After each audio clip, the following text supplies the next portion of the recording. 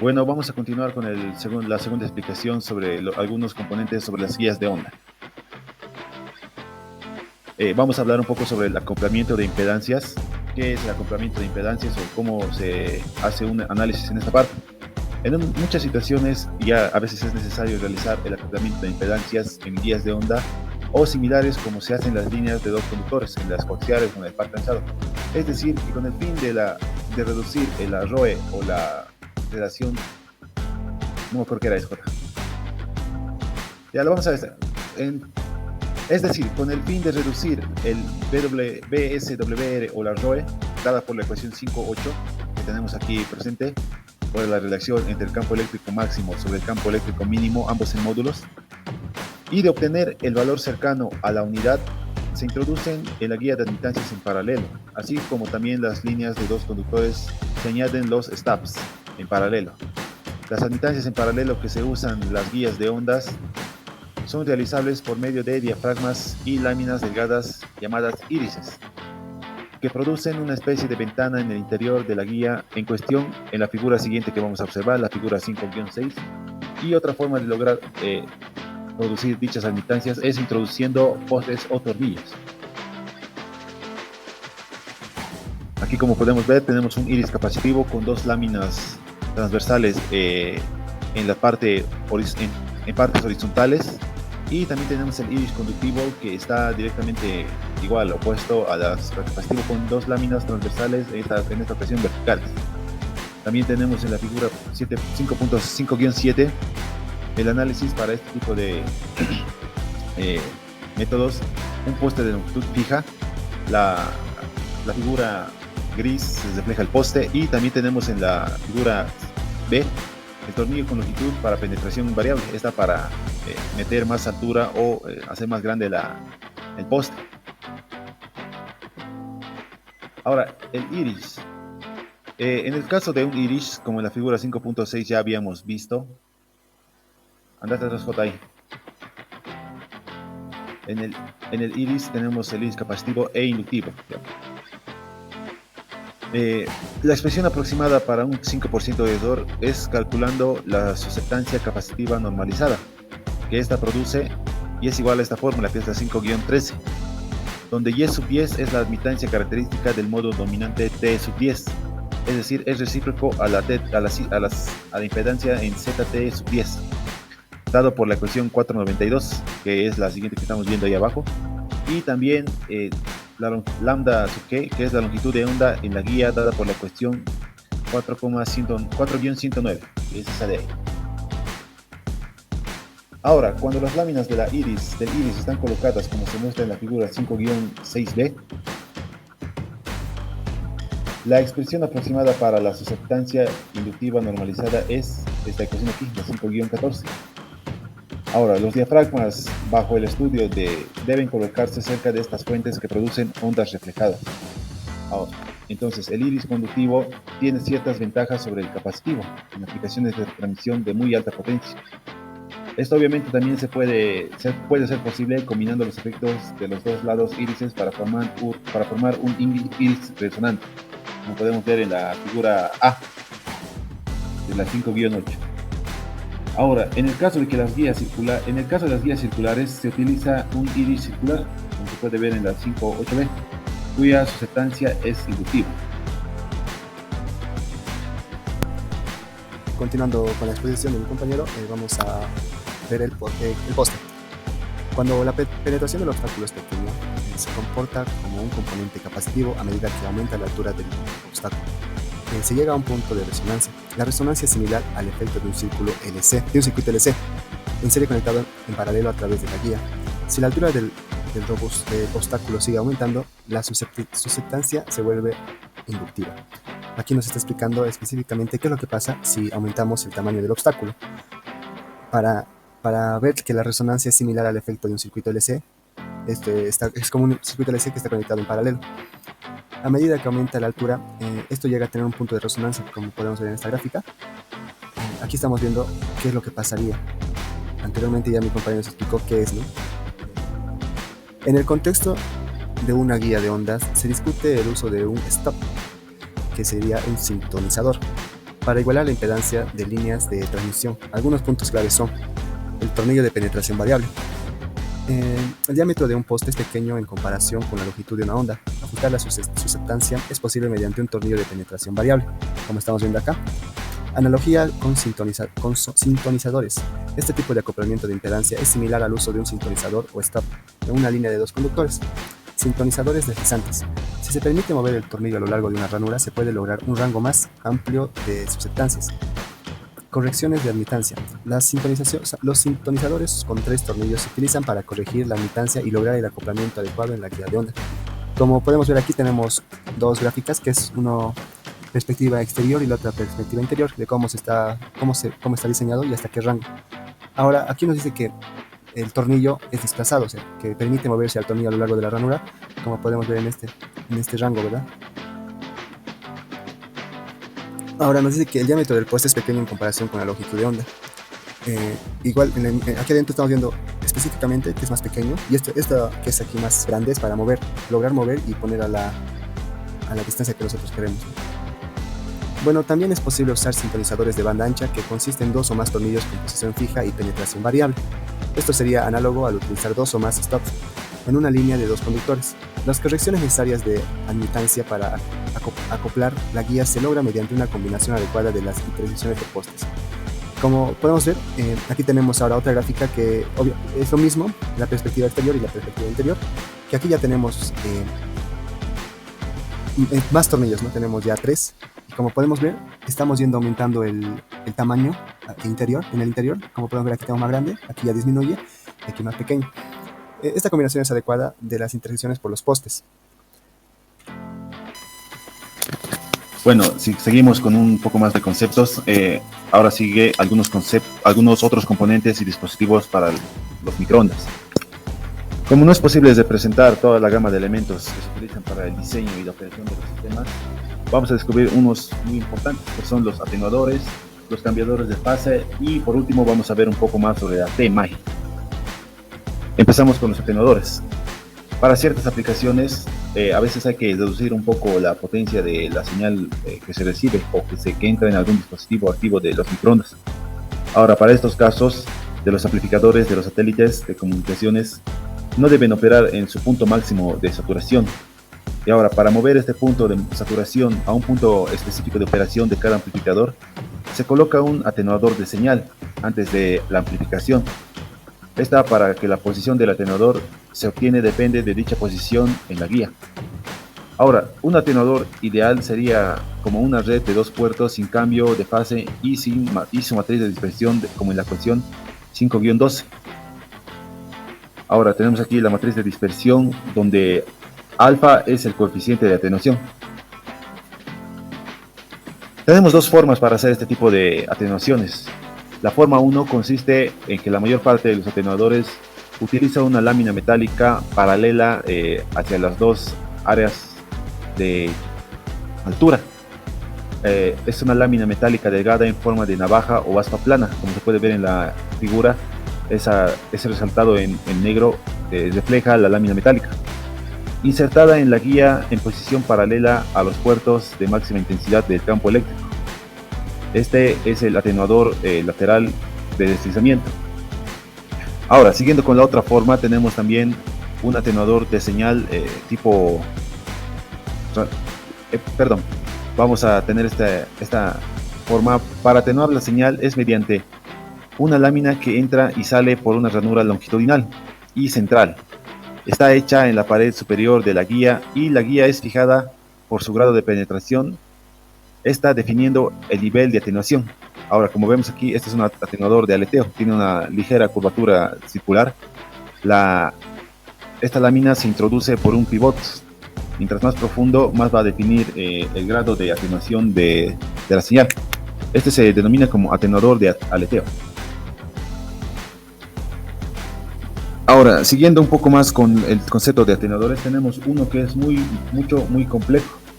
Este ya es autocalibrable, esa es su alta virtud, y también es independiente de la frecuencia que recibe. Este nombre de este atenuador recibe como el atenuador de rotación o el atenuador de precisión. Ahí vamos a cortar, J, un dato, quiero cortarme de ese biencito, qué parte dice lo demás. Ya. ¿Ya vas a explicar o...? Sí, ahora sí. El esquema de este, bueno, de este diagrama del principio de operación de un atenuador de rotación, las secciones que se ven van unidas, desde luego, pero no se muestran separadas con fines ilustrativos. La orientación de este campo, del campo eléctrico y la magnitud relativa de sus componentes en varios puntos del atenuador ya están representados por flechas sólidas. Ahora, como se puede ver aquí, tenemos atenuadores en laminares paralelas en el medio de la guía, y también tenemos la sección giratoria del atenuador. Ahora, este atenuador consiste en tres secciones, ya les estaba mencionando un poco, pero son 3 secciones de guía unidas en cascada. Las secciones externas son guías rectangulares con una transición a circular en la central. Cada una de estas secciones tiene una placa metálica o resistiva en el interior. Como se puede ver, hay 3 láminas en cada sección, ya sea en la de salida, entrada y la giratoria. Ahora, se puede evidenciar que las uniones rectangular y circular rectangular, debe haber secciones cortas de transición que transforman el modo T10 de la guía rectangular en una forma de modo T11 en la guía circular y viceversa.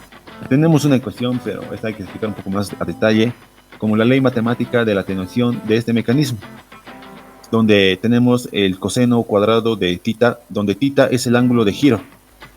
Aquí tenemos el ángulo de desplazamiento o el ángulo de giro dependiendo mucho de la posición de la sección giratoria. Ahora, el ángulo de giro indicado en la figura anterior, es decir, que el ángulo formado entre las dos placas resistivas.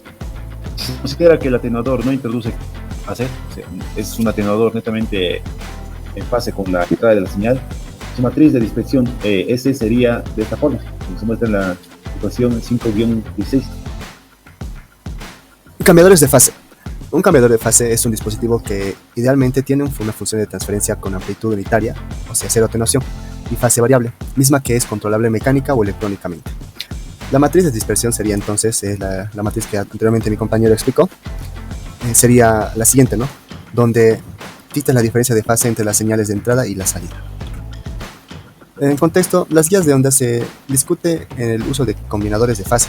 Estos dispositivos permiten ajustar la fase de una onda a una guía de ondas. Algunos puntos claves son los siguientes.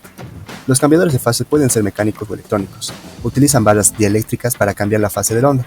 La permitividad relativa del material dieléctrico afecta en el cambio de fase, y existen diseños más precisos y costosos para lograr el desfase específico. Bueno, aquí tenemos otra vez, nos vamos a basar por las figuras anteriores, que serían el atenuador de deslizamiento lateral y del aleteo. Aquí hay una diferencia, en la figura A y la B, como estamos viendo ahorita, la lámina ya no es resistiva, sino que es sinusoidal. Porque por una lámina gruesa, vamos a reemplazar las láminas de adentro, vamos a reemplazar por una lámina gruesa o una barra hecha solamente de material dieléctrico. Bueno, entonces nos dice que el material tiene que ser más o menos 1/10 de la base de la sección transversal de la guía. Ahora, el desplazamiento máximo se obtiene cuando la barra queda colocada en el centro de la guía y es mínimo cuando coincide con la pared lateral. Entonces nos dice que obviamente vamos a basarnos con esta misma estructura, pero vamos a cambiar el material y vamos a cambiar también el grosor de la barra, de la barra, ¿no? Ahora, vamos a recordar que un medio de propagación hecho de material dieléctrico de bajas pérdidas cambia la velocidad de propagación de una onda.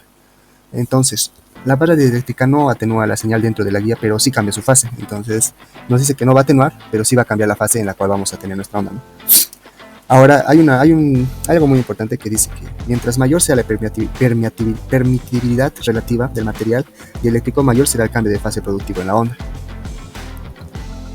Bueno, ahora hay algo muy importante que dice que mientras mayor sea la permitividad relativa del material dieléctrico, mayor será el cambio de fase productivo en la onda. Bueno, en el caso de atenuadores, de acuerdo con lo visto en la sección 551 anteriormente, existe un diseño de cambiador de fase de la precisión más compleja y costoso que los descritos en el párrafo anterior. Cuando mi compañero explicó un poco, ¿no? Hay dispositivos que consisten en 3 secciones de guía circular y 3 secciones de guía rectangular, que ahorita lo vamos a ver. Entonces, hablando de esta estructura que dice que son 3, ¿no? Tenemos la guía rectangular y las guías circulares. Entonces, vamos a explicar un poco qué es lo que pasa, ¿no? Como primer paso, En este cambiador de fase, el modo fundamental vamos a poner un lapicito, del T10, que sería de este, su función es que va a propagar que la guía rectangular se transforma mediante una transición T1, o sea, específicamente esta. En el modo fundamental de TE, que estamos teniendo acá, en ambos casos la polarización es vertical, ¿ya? Entonces, como nos dice que al entrar una onda de la sección C1, aquí, cuando la onda ya está pasando, encuentra en su interior un elemento que rompe la simetría de revolución de la guía. Como anteriormente estábamos hablando de esta plaquita, ¿verdad? De aquí adentro. Aquí nos dice, bueno, aquí adentro estamos hablando ya de los circulares. La placa material dieléctrico colocada en el centro de la longitud, que esto tendría que ser lambda sobre 4 y que está inclinada a 45 grados, como podemos observar aquí. Y anteriormente mi compañero igual explicó el tema de los ángulos, ¿no? Acá. Con relación al eje vertical, recibe un nombre de placa de cuarto de onda y se descompone de la onda original, como estamos viendo, bueno, con la onda que estamos metiendo, ¿verdad? En dos nuevas ondas iniciales, la polarización con incidente de más o menos 45 grados con amplitud y fase dieléctrica. Pasándonos a esta gráfica, tenemos dos gráficas, que es en el plano A transversal inicial y en el plano transversal final. Esto nos dice que el campo eléctrico coincide con el plano de la placa de retraso. Como podemos observar, en la polarización de linealmente el principio de la sección circular de C1, que estamos teniendo acá, que llegaría a ser igualmente esta, nos dice que se transformaría al final de dicha sección en una onda con polarización circular a la izquierda, como estamos viendo acá, ¿verdad? Aquí nos está mostrando específicamente dónde está la placa, como estamos viendo acá, mire. Nos dice que específicamente aquí está nuestra placa dieléctrica. Todo esta es nuestra placa dieléctrica y está a unos 45 grados hacia la izquierda. Pero si la placa dieléctrica estuviera inclinada a 90 grados, como estamos viendo acá, aquí ya estamos viendo 90 grados, esto sería una posición perpendicular mostrada. La onda saldría entonces con polarización circular. Este tipo de polarizadores también se utilizan en sistemas de comunicación por satélite cuando una antena trabaja con reutilización de frecuencia y polarización. Ahora vamos a regresar otra vez a la imagen anterior y vamos a ver el principio de la sección circular del C2, que sería específicamente acá. Bueno, aquí entra una onda con polarización circular hacia la derecha. Esta sección giratoria también tiene un interior, una placa dieléctrica, pero la longitud es distinta, ya no es lambda sobre 4, ahora es lambda sobre 2. Y este se le llama placa de media longitud. Como podemos observar, aquí está nuestra placa, todo lo que está con negro es nuestra plaquita. Estamos remarcando con rojo ahora. Bueno, en cualquier instante el efecto que tiene sobre las componentes del campo electrónico es una polarización circular. Bueno, esto es similar a la que vimos en la figura 514, acá, como podemos observar, ¿verdad? Bueno, para nuestra placa de cuarto de onda solo hay un desfasamiento que es el total entre ellas y ahora sería 180 grados. Ya no sería como aquí hemos visto que era 45 y aquí 90, ahora sería 180 grados nuestro desfasamiento. En lugar de 90 hemos puesto que una longitud recorrida por el componente en el plano de la placa es el doble. Bueno, este desfasamiento adicional causa que la onda con polarización circular, o sea que estamos metiendo hacia la derecha, al principio de la sección A, o sea acá específicamente al principio, salga con polarización circular izquierda. O sea, si aquí estamos metiendo con derecha, aquí va a salir con izquierda. Bueno, eso va a ser una onda de entrada, o bueno, va a ser una onda de entrada para C3, ¿ya? Esta última sección es la que fija la longitud. Ahora, la C3 con la C1 tiene la misma longitud, que sería lambda igual a 4, ¿ya? Y de aquí, este es muy distinto, que es lambda igual a 2, ¿ya? Bueno, simplemente esto convierte la polarización circular a una nueva polarización lineal, bajo el mismo principio de esta, ¿no? De esta gráfica. Ahora, si la sección rotativa de C2 es girada sobre su eje con todo y placa, hay un cierto ángulo con relación con el plano horizontal. Bueno, el desfasamiento neto entre el campo de la salida E2, como estamos viendo aquí, E2, y el campo de entrada, que es esta, de E1, sería igual a 2 alfa. Digo 2 θ. Bueno, esto resultaría que sería un desfasamiento de 300 grados entre los vectores de entrada y la salida. O sea, eso significa que estarían en fase. Por último, vamos a estudiar un poco más sobre la T mágica, pero la T mágica solo es un derivado del verdadero estudio que se hace en las uniones T. Las uniones T de microondas son elementos pasivos. Estos permiten conectar los tramos de las guías de ondas que convergen en un solo punto. Ahora, en las siguientes figuras vamos a mostrar estos tres tipos de uniones: tipo unión T en el plano E, unión T en el plano H y la unión T híbrida, o la ya mencionada anteriormente T mágica. En las figuras 5.16, bueno, en la figura A, que es la unión T en el plano E, y la B, que es la unión T en el plano H, tienen la propiedad de que la potencia entra en la unión 1 y se divide en partes iguales. En la unión 3 y en la unión 2 de cada plano, la potencia se subdivide, o sea, se hace un tercio de la, bueno, se hace la mitad de la potencia, ¿no? Como son dos salidas. Y estas salen en antifase, o sea, no cortan la fase. Ahora, para la unión H, estas están en fase. Entre otras aplicaciones, esta T mágica, la figura C, se puede usar para receptores de microondas con un mezclador balanceado. ¿Para qué esto? En los brazos 2 y 3 se colocan mezcladores o detectores de cristal. Y en el brazo 1, o en la sección H, en el brazo 1 obviamente, se coloca la señal de oscilador local que entra por el brazo E. Ahora, estas dos señales están aisladas entre sí por la T y se mezclan con los cristales, de modo que en las guías 2 y 3 salen señales de frecuencia intermedia igual en antifase. Ahora, para terminar, en la transmisión, por ejemplo, la T mágica combinada con cambiadores de fase es útil para alimentar arreglos de antenas que produzcan heces o haces de radiación en una dirección determinada. Bueno, esto sería un poco sobre el tema de algunos componentes fundamentales de los sistemas de guías de onda. Nosotros nos despedimos. Hasta la próxima.